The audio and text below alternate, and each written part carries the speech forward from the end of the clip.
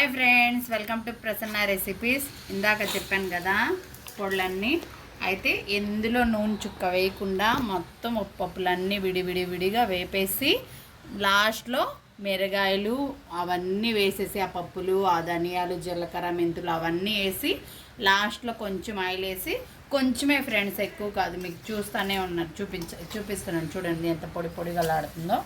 ఇలాగా కొంచెం ఆయిల్ వేసుకొని కరివేపాకు విడిగా, ఆ యొక్క మునగాకు విడిగా వేపుకొని మొత్తం ఇట్లా పొడి చేసుకోవాలి. చిన్నులపాయ వేసేసి నేను ఇలా దంచాను అన్నమాట.